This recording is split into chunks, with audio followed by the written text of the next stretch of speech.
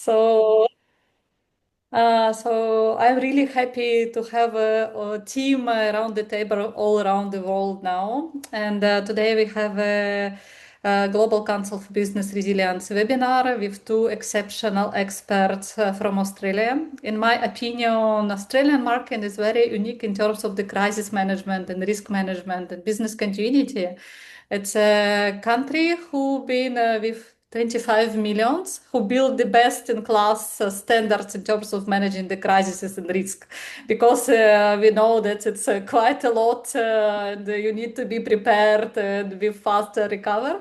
So that's why we have Gavriel, Schneider and Jolene Morse today, who will bring their expertise and share with us the situation in the Asia-Pacific region, trends and the risk management. And I pass floor to them in order to present the topic. So you're welcome. Thank you for joining us and really looking forward. Thank you. Thanks for having us, and wonderful to be talking to colleagues all around the world. It's probably more important than ever now that we are sharing information, trading information, and staying connected. I think if we just start off with a bit of a global overview, because I don't think we can look at the APAC region without looking at what's happening globally in its whole, and then we can drill down into specific other parts. In terms of my background, just I guess a little bit of context, originally South African, moved to Australia almost 20 years ago, started my career in close protection and security, and really fell in love with risk and decision making, primarily because I kept seeing so much bad decision making happening around me all the time. I'm sure many of you can attest to that. Landed up setting up a business here in Australia about 13 years ago called Risk to Solution Group, which was one of Australia's first integrated risk management businesses. So originally we integrated safety, security, medical and health, and risk and culture as a package. Later on, we added cyber into the mix. I became known as Australia's leader in human-centric risk. I taught a postgraduate program in the psychology of risk for almost a decade at the Australian Catholic University, which became a wonderful ecosystem of trying to figure out what's not working and what we can do to get humans more connected and thriving while the technology age we're in is moving so fast we can barely keep up. My business grew to about 330 people. I sold the largest part of that business in January, and we run a boutique consulting and training business now. I also serve as the Institute of Strategic Risk Management's president, overseeing the APAC and the ANZ hubs as a package, which has been pretty interesting so far. We're busy looking at how we merge and create collaboration between Indonesia, the Philippines, Thailand, Hong Kong, Singapore, and Australia and New Zealand now as a package, which is kind of interesting. That works quite well time zone-wise. Doesn't necessarily work very well risk-wise. We all face some pretty different challenges and different risks, but nonetheless, it's done in the spirit of sharing. So that's kind of me in a nutshell. I might just hand to Jo to introduce herself, and then we can kick off with a bit of an overview of the geopolitical and evolving situation, which might frame what we'll talk about in the APAC region a little bit more solidly. Over to you, Jo. Thanks, Gav. So I'm Dr. Jolene Morse. I'm a Chief Risk Officer and experienced non-executive director with more than 25 years experience across financial services, consulting, health education and the public sector within Australia. So I'm in Victoria in Australia. I currently serve as Chief Risk Officer at Catholic Education Sandhurst, and I hold multiple board roles and advisory roles, including audit and risk committee positions in local government and health services. So I'm really passionate about enterprise risk management, governance, compliance, and organisational resilience, with a particular focus on risk culture and decision making. I'm actually doing some further study at the moment in neuroscience and looking at the linkages between the way we make risk decisions and how that plays out. So very passionate about risk and great to be here today with you. So Gav, I'll give the floor back to you to sort of open up about that global security environment and why it sort of matters now with the rise of more non-traditional threats. Thanks, Joe. So practically, I think it's important for us just to understand where we are before we can figure out what we need to do about where we are and what we're facing. Without going too far back, I'd like to start at COVID, because I think that's obviously something anybody in crisis risks, or any sort of vocation where we're looking at business continuity as an outcome, really had to prove ourselves. And in many ways, for our sector, I think COVID was a wonderful opportunity to show the capabilities that business continuity, crisis, and risk management professionals can bring to the table. The challenge we've got is we roughly had 3 or 4 years of lockdowns, shut borders, disrupted travel, disrupted economies, and then we all decided it's done, let's just get back to living. We never really had a recovery process or an analysis process of what we broke during COVID, other than from a health perspective. Now, and why I say that's important is we've got an entire generation of kids that were disrupted from the way they should be learning, growing, and interacting with each other. We've also got an entire generation of adults whose social skills and ability to relate to each other were disrupted. So the pro we've got is that we can connect like this globally all around the world very easily now, and we all feel comfortable connecting with people, even if it's a little block on a screen.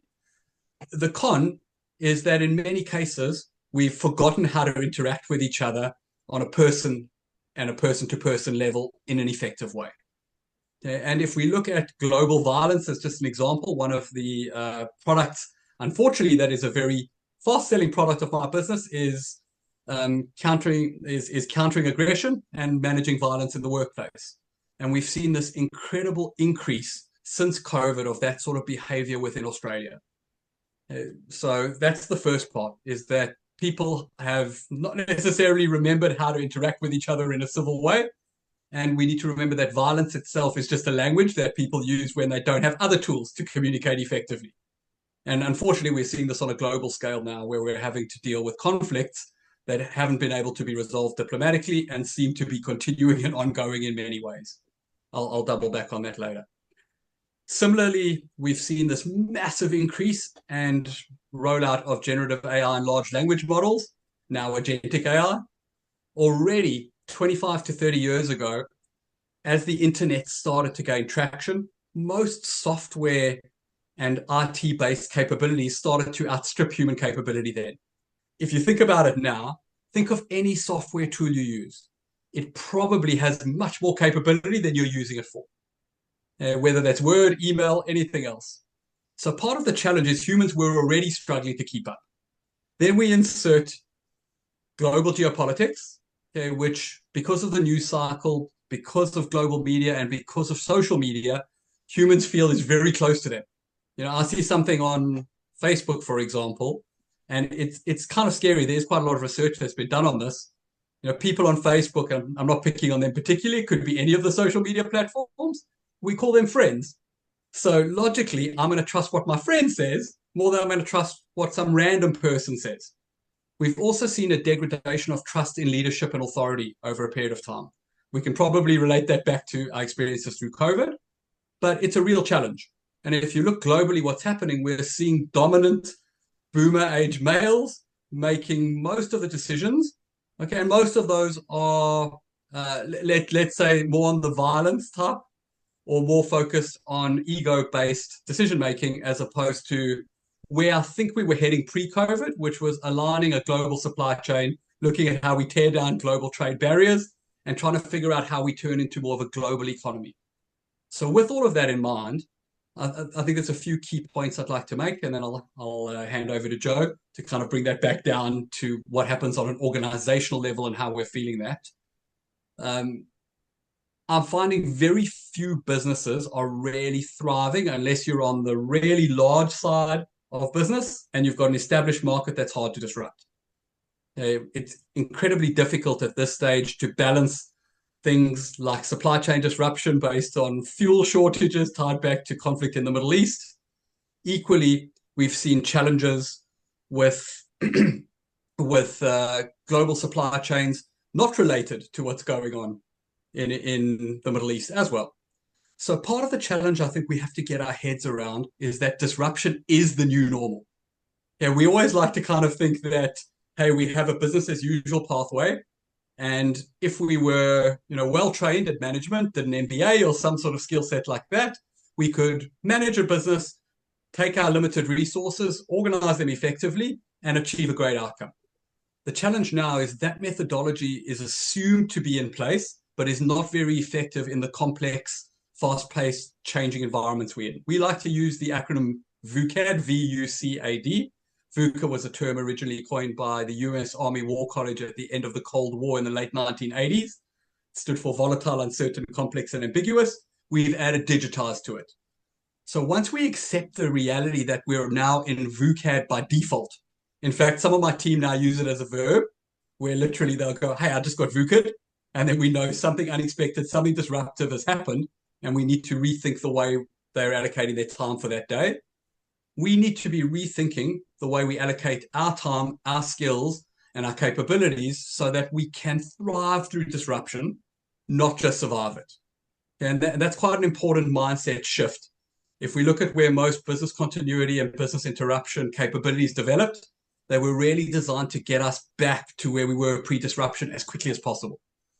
Now, in a fast-paced world where disruption is the norm, the place you were might not even exist when you look back there. Or through disruption, you might have actually learned there's other opportunities or other things you have to tackle, and your strategy might need to change.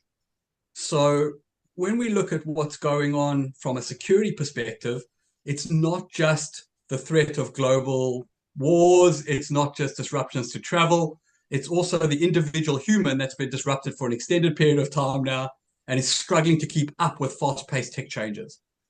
We're also seeing constant pressure on many economies based on climate change and climate pressure. On top of all of that, we're seeing additional challenges equally because AI is not just an opportunity, it's also a disruption. And we're seeing already now losses of jobs and whole industries already starting to transform. So if we look at this holistically, you've got a choice. And the choice is whether this is an opportunity or whether this is a crisis on an ongoing basis to manage. I was at a meeting yesterday and somebody made the comment that it's not polycrisis anymore, it's mega crisis combined with polycrisis, and that's what we're living with every day. I felt that was a bit dramatic, but practically for us, one of the things I think is very important if I talk to professionals like you is that this is our time, this is your time, and this is the chance for your skill set to make a significant difference. And if we're starting to look at how that can play out, it shouldn't just be, obviously I'm talking from an APAC perspective, but it shouldn't just be geographically bound. We should be thinking about what are the ecosystem requirements and opportunities we can get by collaborating, sharing knowledge and capability in a way we haven't seen before. So just to summarize up and pass to Joe, global geopolitical challenges leading to security risk and threat is on the top of most organizations' radars, which then scales back down to supply chain challenges, which we're seeing manifest in fuel shortages at the moment, but it could transition to something else. We're also seeing, an ongoing threat, and I'm talking about Australia particularly, of violent extremism and terrorism, with a large attack having happened here in December and a big Royal Commission or investigation happening around that. We then look on the technological side, and we've seen, Gen AI and large language models and now agentic AI disrupt, change, and create significant opportunity. So with all of that in mind, I'll hand to Joe to talk about how that feels when you're the chief risk officer sitting trying to make sense of all of that. Over to you, Joe. Thanks, Gav. So I think what we're seeing globally is an abstract. It's already shaping how organizations are operating in a day-to-day way. So increasingly, organizations are operating across fragmented regulatory and geopolitical environments, and they're having to manage risks that are faster and more interconnected and quite often less predictable. So for most organizations, the challenge is it used to be a conversation about what risks are we facing or are we facing risks, but now it's shifting to how quickly are those risks that we are facing going to evolve and how well positioned are we to actually respond to those. So I think there's some important things to think about from a enterprise risk lens when we're talking about this. And one of them is the interconnected risk environment. So we're not seeing risks that are isolated anymore. We've got supply chains, even if you're operating in a small regional area of Australia, for example, your supply chain is still being impacted by what's going on around the globe at the moment. We've seen some of our smallest regional communities in Australia being the first ones to actually run out of fuel. So those interconnected risks are there. The technology ecosystem, as Gav touched on, and also third-party dependencies. So we've built over the last 20, 30 years, all of our systems around third-party dependencies, and we thought, this is great. We're, moving to this globalized world, but we didn't think about some of the things that we're now facing into. So that interconnectedness has become a marker where a disruption in one market is very rarely contained anymore. It cascades into others. The other important thing here is risk velocity and the compounding effects. So we're seeing risks that are moving faster and they're interacting with each other. So if you think about some of the ones Gav touched on, cyber, geopolitical tension and regulatory shifts, if you add all of them together, that's quite significant. Or even something like climate with infrastructure and social instability. So we see those risks compound, they just don't occur in isolation. And from that perspective, we need to start thinking from an organizational lens, not just about identification, but anticipation. So historically, organizations focused on identifying risks. Now the expectation is to anticipate how they're actually going to evolve. So instead of doing some of those scenario analysis based on historical data, we need to be doing forward-looking risk thinking. So what is our scenario based on what could potentially happen? How are we going to do that in a dynamic manner? How are we going to continuously update? So I think the important point from my perspective is the challenge isn't just understanding risk, it's understanding how risks are going to interact in the environment that we're operating in now. Thanks, Joe. Maybe just an interesting segue point there is, it was about 2014, I wrote one of the first articles around integrated risk. And it took about another 6 years before Gartner published an article that said something along the lines of, ERM is dead, integrated risk is here. And the reality is, I think that was, a little bit of catch bait, because ERM is not going anywhere. The ability for us to measure across our organizations and understand what we're facing is critically important. But the concept of integrating risk, to Jolene's point, is really important. We're all resource constrained. I don't think I've chatted to one risk resilience or continuity expert in the last while who's gone, I have enough resources, I have enough time, I have enough space, and I have enough cash in my budget to be able to manage the risks that I'm facing. Everybody seems to go, okay, there's too much to do, not enough time. The demands are do more with less quicker.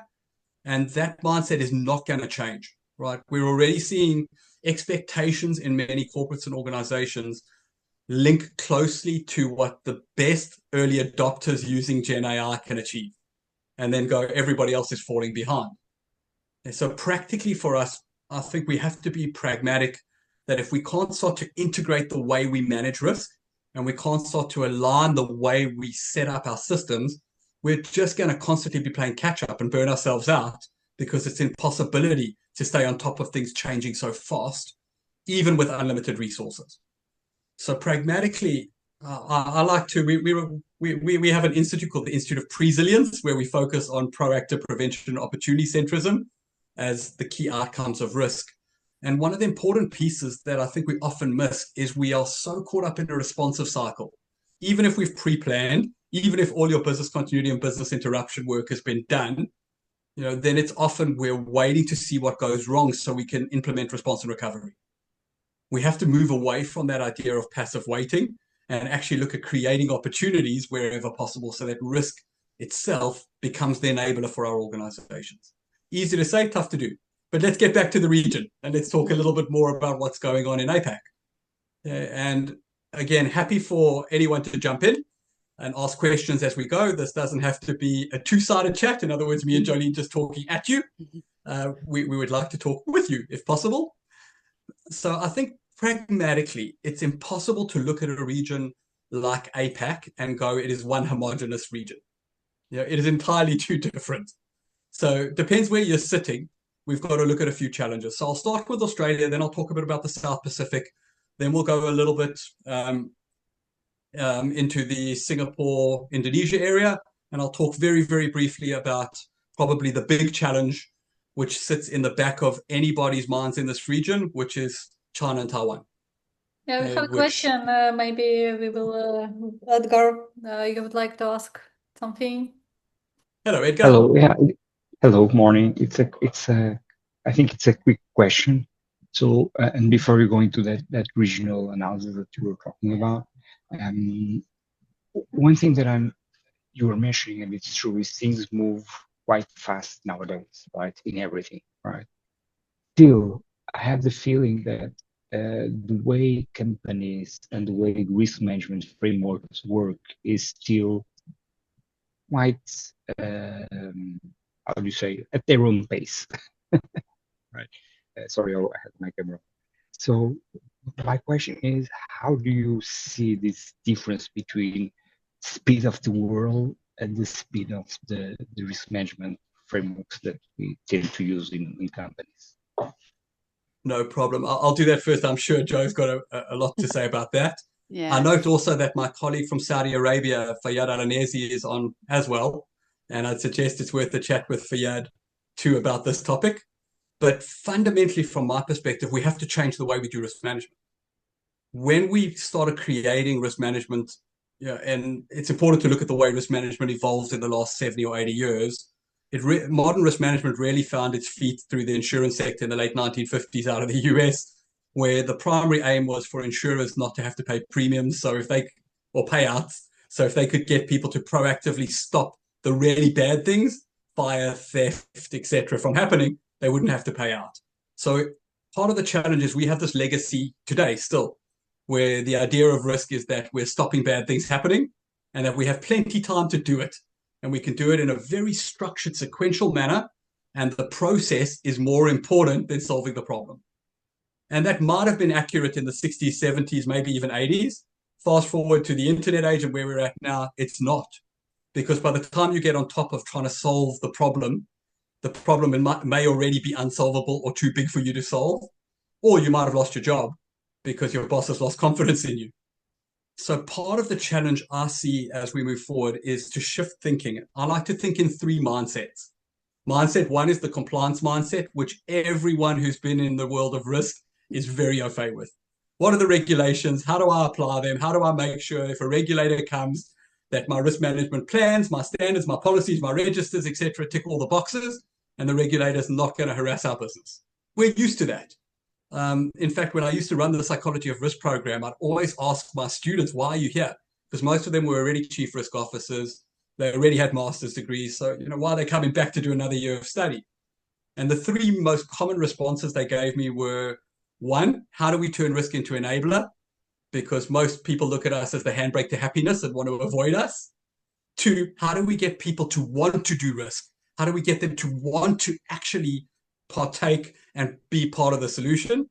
And three, they all almost universally would say to me, we are incredibly good at taking a standard, a framework, a set of regulations, building our tools and systems and policies to make sure we are compliant, at least on paper, with it.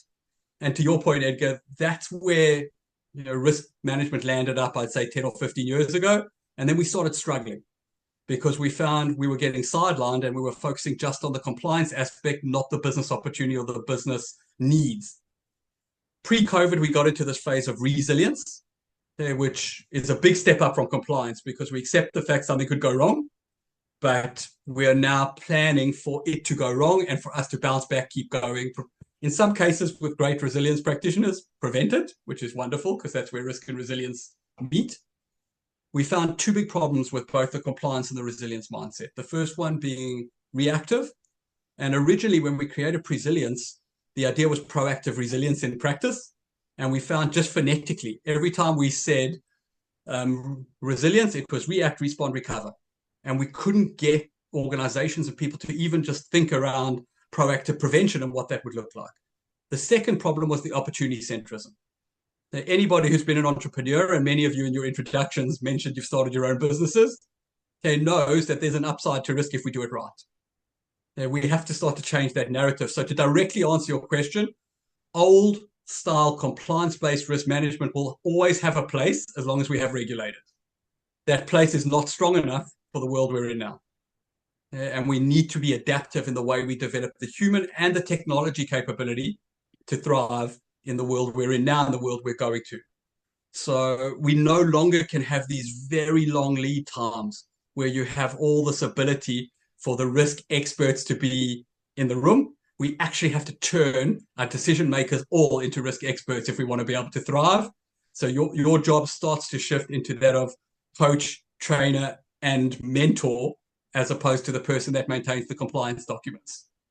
Joe, I'm sure you've got a ton to add there. Yeah, I'll just pick up a couple of those themes as well. In terms of that compliance-based risk, there's still a lot of organizations living in that space, and many organizations are still operating with frameworks built for a more stable world. So they've got periodical reporting, they're very compliance driven, and they're very backward looking. But we know that we're not in that world anymore, so it doesn't really work very well.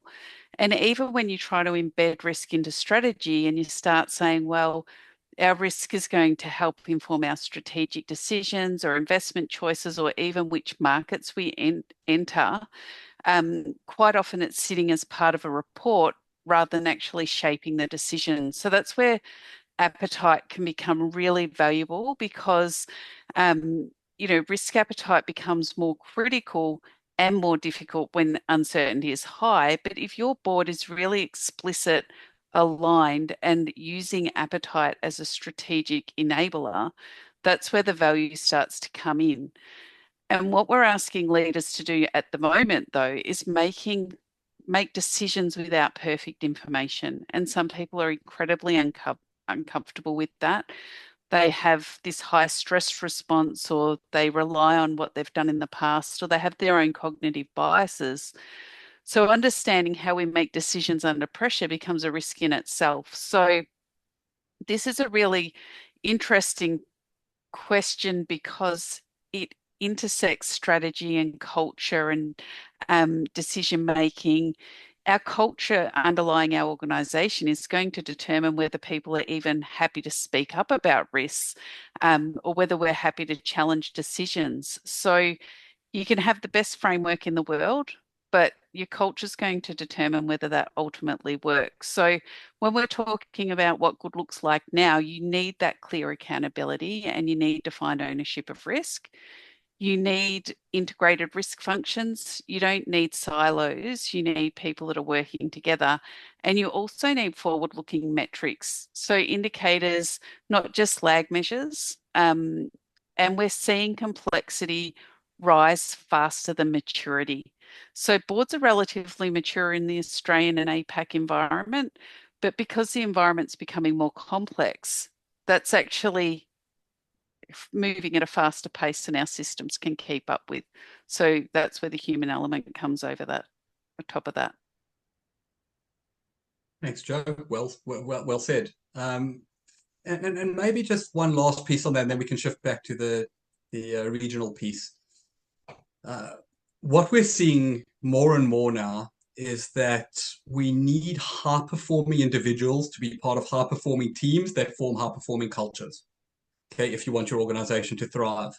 Historically, and I'm just looking around, it looks like many of us have been doing this for a while, a few decades at least.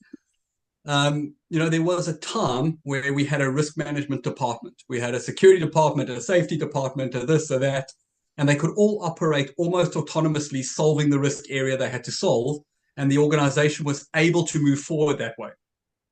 Now we're seeing this intersection, and I'll just pick cybersecurity as one of those examples, where we get foreign state actors combining with terrorist organizations and criminal syndicates to conduct ongoing attacks globally. You're not going to be able to meet that if you leave your cybersecurity team in a silo by themselves and go, it's your problem to deal with that. And for a long time, we've had, cybersecurity people going, we all need to get behind this. We all need password security. We need this, we need that. What we haven't really seen is the transition of capability from specialists to generalists. And generative AI is going to change that tremendously, because knowledge used to be the number one tool that differentiated performers from non-performers. Knowledge is available now to anybody who wants it. Not to say it's highly accurate all the time, and that's an important caveat. Often when we talk about generative AI, people are going, oh, you can't trust it, it hallucinates, it's this, it's that. I always counter with a very simple response. It's still more accurate than almost every human. Okay, so no matter what errors we've got, it still has less error than most humans make. Okay, so really the answer is not Gen AI. The answer is the combination of Gen AI and humans, but we need to build capability back at the individual level, scale that to teams, and spread that through the organizations. So if we're looking at things like risk, crisis management, business continuity, etc. Okay. Oh, Justin, I love your work. Thank you, because that gives me a nice segue later. If you're not looking in the chat box, you probably won't know what I'm talking about with Justin. He just put up a good comment. But the real challenge with us now is that if we want sustainable high performance, and I think this is an important point, sustainable, what we've seen a lot in the past are teams that sprint very hard, very fast, and get great stuff done, and then break, or get disgruntled with the employer or the organization they work for, and then change jobs, and you lose those teams.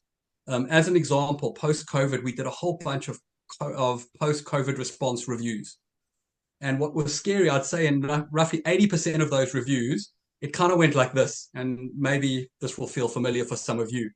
What landed up happening in a lot of these organizations is, despite their very robust policy and procedure frameworks, despite the fact that they had put a lot of effort into compliance, either they never had COVID response plans or pandemic response plans, or they were out of date.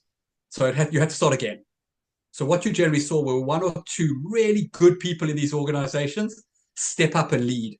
In a lot of places, those were the risk, resilience, crisis, safety, or security people, because we were used to dealing with disruption. With that in mind, these people worked incredibly hard for a few years and kept their organizations functioning through COVID. When we did these post-COVID reviews, I'd say in 80% of the time, those individuals had left the organization. And they left it without a knowledge transfer and without all of that IP staying with the organization, because a lot of that became a human capability of the way they would process information, communicate it, and translate it. So fast forward to where we are now, we can't rely anymore on the individual specialists being available to solve our problems, mainly because of complexity and availability of that expertise. We have to build, and we call this the whole of person model. Think of yourself, work life, personal life, virtual life. You don't only want to be good at decision-making in one domain, you want to be good at decision-making in all of those domains. So if we're teaching people something like cybersecurity or risk management or business continuity, you want them to do it for themselves and their families, for your workplace, for each other, and to have that skill set.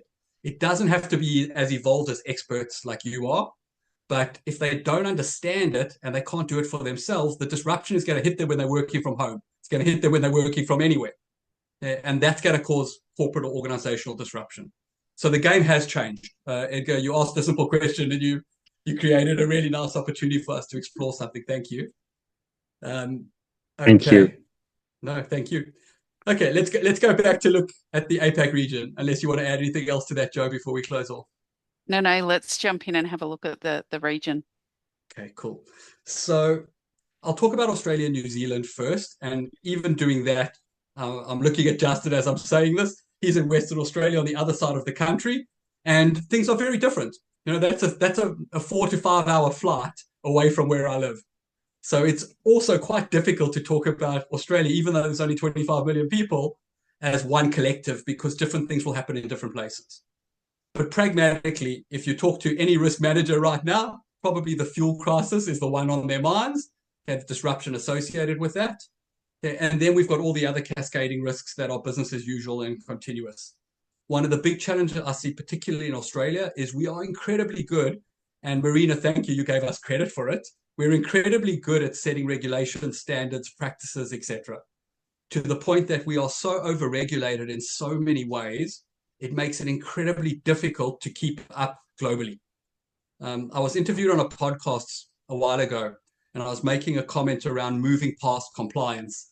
And the person interviewing me said, Gav, that's great. But just before you, we've had a banking finance compliance expert. And they mentioned to us that to be a functional bank in Australia, you have to tick roughly 7,200 plus compliance requirements. Yeah, that's not my expertise. Maybe Joe can comment. But if you start thinking about that, you need a massive amount of resourcing just to meet that compliance requirement. If we take it into something even a little simpler, not too long ago, roughly about a year ago, we landed up in our workplace health and safety legislation, rolling in psychosocial risk as a requirement for organizations to manage. Great idea. I'm all for it because we don't only want to make sure people are physically safe, we want them to be mentally safe and well too. The challenge with that is how do you regulate that? Okay, so now there's all these requirements around mental health days, days off, requirement to provide mental health support, etc. Except, we've seen all these cases where, somebody goes out with their friends, gets drunk, is tired, doesn't want to come to work the next day, and their motivation for not coming to work is that they're depressed or they're having a mental health day. So it's incredibly difficult to balance regulation with performance. And one of the challenges we're seeing in Australia is we have the worst performance we've seen in a workforce for the last 30 years. And that's an embedded challenge we all have to overcome in this part of the world. On top of that, as mentioned, Australia, unfortunately, is very, very good at managing natural disasters because we end up having many of them. And that's one of the reasons we've gotten good at risk and resilience and response, because we get to practice those sort of things. Those sort of things don't care whether we've got a fuel crisis or not, a fire, a flood, etc. will happen anyway. So part of the challenge is this polycrisis piece is real. And, I kind of overlaid that last piece with geographic isolation. So Australia and New Zealand are very far. It's hard to get stuff here. And, while that was a significant pro, in fact, when we started looking at things like geopolitical or security threat, that was one of Australia's biggest historical strengths. We're an island far away from everyone. But enter cybersecurity, okay, enter generative AI, enter supply chain issues, and none of that really matters in terms of how far we are. I have a question. Sorry for interruption, but it's very interesting. For people who live, on the other continent, did you consider that your geographic isolation is a plus or minus? It's to directly answer your question, and you've given me such a nice segue. Thank you, Marina. And then I'm going to let Joe answer that one too. One of the things I feel we have to start to move to if we want to thrive in the world we're in and the world we're going to is to move away from binary responses of it's good or it's bad, or it's a plus or a minus. Every good has some bad, every bad has some good. So while it's good for certain threats and for certain risks, okay, it's a significant challenge when we want to get stuff here quickly. Okay, it's a significant challenge when we need additional support to respond to natural disasters, for example. And equally now, threats like cybersecurity, there's no borders. So it doesn't really matter. As long as we have an internet connection, it manifests. So I'd say it is definitely both. About 10 years ago, I chaired a panel between one of the police commissioners and the head of KPMG's defense consulting. And the concept that was thrown out then was Australia relies a lot on what they refer to as saltwater insulation. We're very far, we've got lots of ocean around us. But already then, it was the previous Queensland Police Commissioner, Ian Stewart, he made the comment that even from a law enforcement perspective, that mindset doesn't work anymore. And that we have to change the way we work because we're facing these global challenges. And criminals and people with ill intent are all learning from each other. So the challenge of being far away is not a challenge that's stopping them because Australia is a comparatively wealthy and lucrative market to target. Joe. Yeah, thanks, Gav. I think your point's spot on in terms of the pros and cons. And I think just picking up your earlier thread, we are seeing rising expectations, particularly from regulators and stakeholders. So with some of those issues, we have a lot of advocacy from shareholders, for example, with our companies. So it's not unusual for them to disrupt annual general meetings here and advocate for what they want to see in companies. And then that has to be overlaid with what the regulators are wanting as well. So we're seeing this higher expectation on organisations, and we're also seeing increased scrutiny whilst they're trying to balance all of these other issues like cybersecurity threats.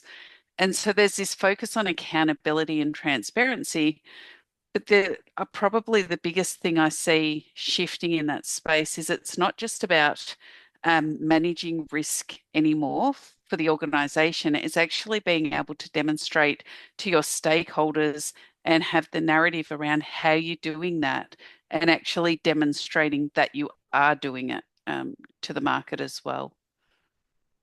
Joe, well said. And I think there's a variable also that we need to add into that, just from the point you just made, which is trust has never been more important than it is now.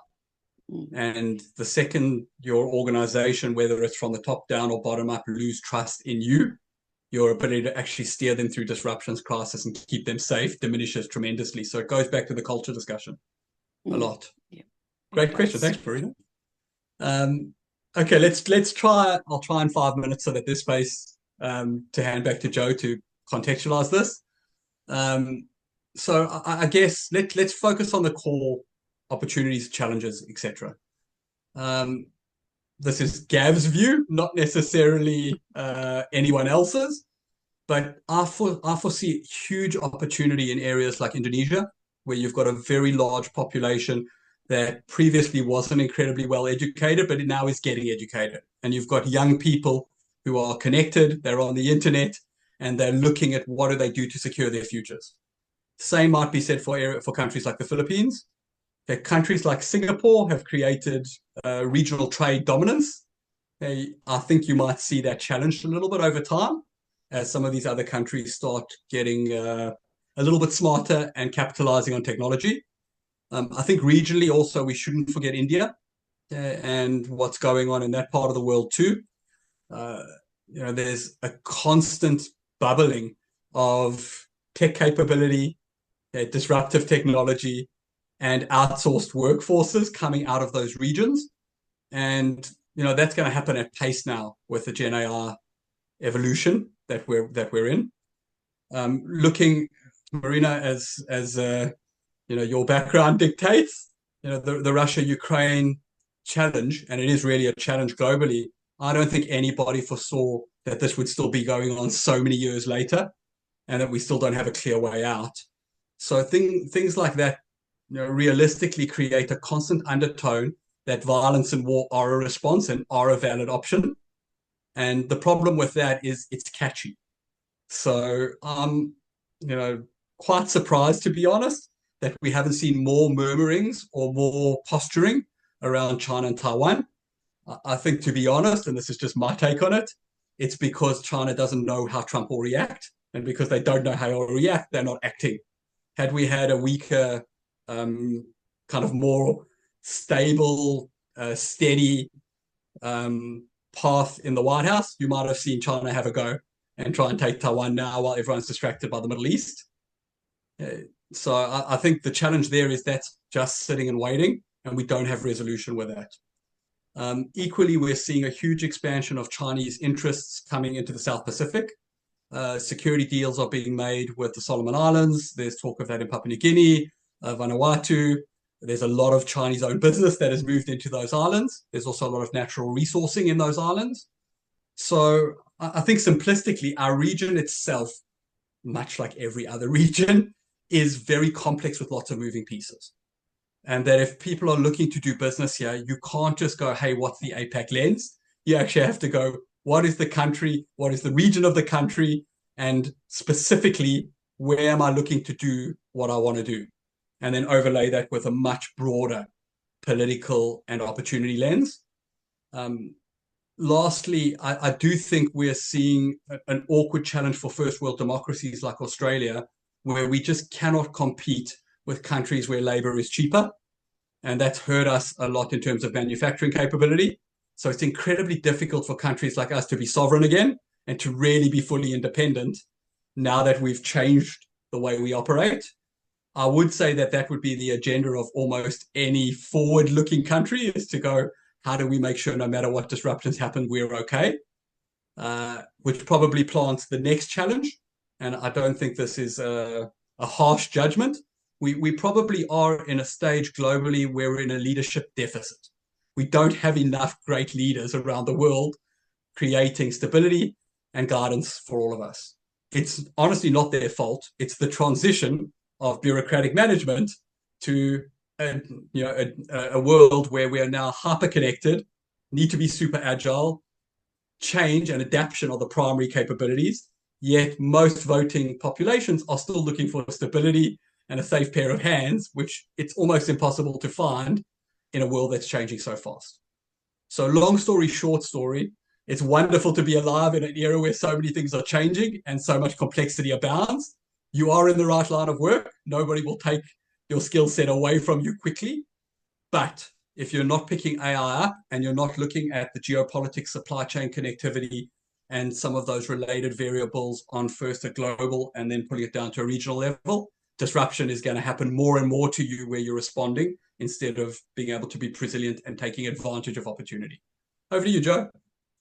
Thank you. I'll just pick up a couple of those key regions. So for Singapore, they are really a governance and hub dynamic at the moment. So they really have good governance, maturity, and stability. And that is because they have a strong regulatory environment. They're also a regional hub for operations. But that centrality also creates exposure, particularly to regional disruption. So we might see a bit of that emerging. The other one that you touched on, Gav, was the Philippines. So for the Philippines, the workforce dimension is critical. There is a big talent dependency from Australia. A lot of our large banks here and some of our consultancies now outsource a lot of work to the Philippines, but there is operational continuity risks there. They do have a lot of weather disruptions. And so we are exposed to disruptions from both a natural perspective, but also there's a lot of security risk that comes with that as well. So resilience here in the Philippines is as much about people as it is about the systems. And then to pick up your thread, Gav, on China, from a risk perspective, China presents both a really big opportunity and a lot of complexity. So there's a lot of regulatory unpredictability in that market. There's also sovereign risk considerations, and there are data compliance and operating constraints.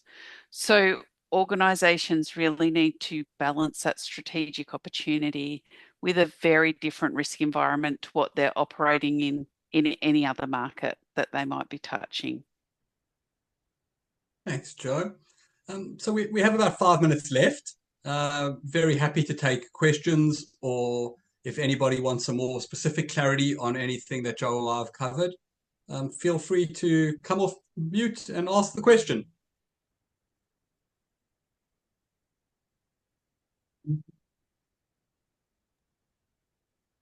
I don't know. So far, it's not many questions, but I have one. So we know that. So you touched the topic on the China-Taiwan situation, and what is your vision, your and Jolene, the probability of the escalation next after the Iran and Iranian escalation? Again, and I'll probably use a caveat just to kick off. None of us has a crystal ball, so a forecast is exactly that, a forecast. But this has been going on for a long time, and fundamentally, in my understanding, the Chinese view is that Taiwan is part of them, and it's just a matter of time until that is enacted. We've seen, particularly with the Russia-Ukraine and a few other examples where might makes right, and who has the bigger army dictates when and what they do. So realistically, it is a matter of time. It's just a question of how long. Much could be said about the same with Australia. If China really decided to invade Australia, we're 25 million people with a tiny standing army of about 30,000 active troops, more in reserves and a few other pieces. But our ability to deal with an army that's 800,000 to 1 million strong, it's not realistic. So I think a lot of what's happening at the moment has to do with uncertainty And we should remember too that what's going on now is creating uncertainty for China too. Mm-hmm. On top of the China-Taiwan issue, there's also the issue of shrinking population. Mm-hmm. And there's the issue of workplace equality and workers' rights that are slowly creeping in there. So I don't think it's a simple binary thing of going, hey, in the next 5 years, this is going to happen. It could be 30 years, it could be 100 years. The Chinese are very notorious for being patient. Equally, who knows? You could see a change in the White House. You could see changes in perspective and a Chinese government that sees an opportunity. So realistically for us, I think it's less about China and Taiwan, and I think it's more about we're going to see more conflict. Where those conflicts happen, who knows exactly, but realistically, and in the current stage, I can't see the need for weapons and war being eradicated, and the idea that diplomacy will trump those, excuse the pun, in the short term. So practically for us, if you're looking at what does that mean for you, okay, the ability to continually plan for global supply chain disruption, certain regions where no travel will be allowed. Honestly, invest. I'm not a finance dude, so investing in defense companies is your choice, but it's probably a safe place to be putting your money for the next 5 to 10 years. Joe. Thanks, Gav. I think one of the important points is that a lot of organisations have moved from that reactive to proactive stance with some of these things, particularly around some of the emerging geopolitical issues. But the next step is to become adaptive, and that's where I think there's still a deficiency. So being adaptive is about adjusting quickly and learning continuously and responding dynamically. And I think that's still a big gap for organisations to be able to have that capability and flip that mindset a little bit.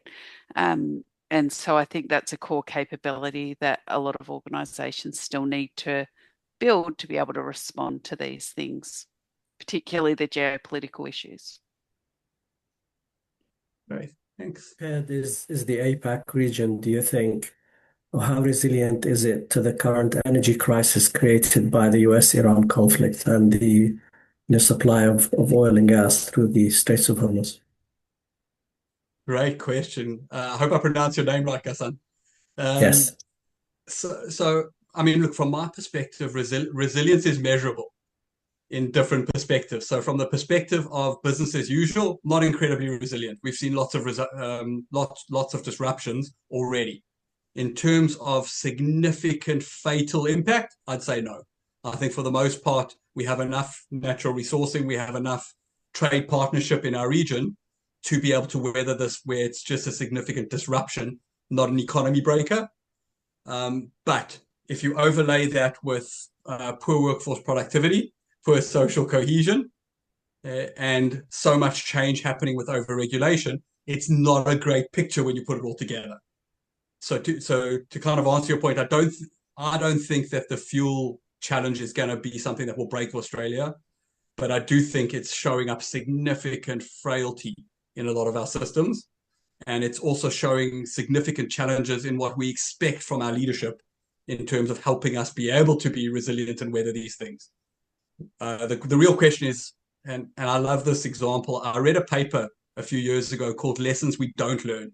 And it was literally saying, we write all these lessons learned reviews after something goes wrong, and then nobody applies those lessons learned until the next review, which says the same thing. So that's the part that kind of worries me, is that we're not learning the lessons we need to be learning quick enough. Joe? Yeah, no, I totally agree with that. And I think it's interesting from an Australian perspective. Our government is out there doing a lot of sourcing for trying to shore up our fuel supply, but in the meantime, they're also creating some economic challenges that we'll see the fuel supply as a short-term sort of immediate impact, but those economic challenges won't really come to fruition for the next 12 to 18 months is when we'll start seeing them truly bubble up through the economy. So the question is, what does that look like? And a lot can obviously change in that time as well. So there's really this big unknown with how that's all going to play out. Right. Thank you. Just a question for me on the potential invasion of Taiwan by China. I assume that would pose a major or cause a major crisis on the electronics market, right? So And Christoph, that affects all the industries. high five of risk nerditry. Thank you. Yeah. To your point, I think the bigger challenge is not the first order impacts of these things. It's the second, third, and fourth order effects that these things are kicking off. And to your point, I think that would be a tremendous blow to the global economy in terms of the way generative AI is evolving and growing, and even quantum computing coming forward. We're going to be dependent on these things very soon. And to your point, that disruption itself probably will have a significant global impact, probably bigger than the invasion itself would have on most countries. Yes, and security risk for everyone. Couldn't agree with you more. It's interesting too that even if we look at the field of cybersecurity, I don't know if you guys saw there was the new model being released from Anthropic that was held back because they felt it was a significant threat and risk to the cybersecurity landscape. So, don't want to be the alarmist in the room, but practically, and I think the conversation with Marina kind of highlighted it, there's a downside to every upside and there's an upside to every downside. And we've got to be thinking in multiple orders of effects if we're going to be able to cope, never mind thrive. Very good observation, Christoph. I 100% agree with you. Yes, what I find interesting is that post-COVID, because we already suffered in Europe, and I guess pretty much globally, of shortage of electronic components post-COVID. That lasted for about 2 years. And I think many regions tried to vamp up their own capacity in electronics manufacturing, but I don't see any major impact so far. And yet, COVID is longer in history already. There is something just to look at around that, though, because if you look at all, companies like NVIDIA, for example, they're offshoring so much of their operation that, even if Taiwan fell, the company itself would probably be fine, other than a knock to short-term production for the region. So I think there's hope, I guess, while we've got these threats. But certainly, if we're not thinking of the consequences of these things and starting to plan for them, we could be badly hurt. Yeah, but that's also the dimension of that risk is also what protects Taiwan today. Agreed. Yeah. Okay. Thank you very much. No, thank you. That was a great observation and valid input. Thank you. I don't know how much time we have. Actually, I have another very quick question because we have Hassan, and Hassan is our infrastructure resilience with the great experience on all the infrastructure. And recently, we had a discussion on that the world has so many flooding now, and this climate.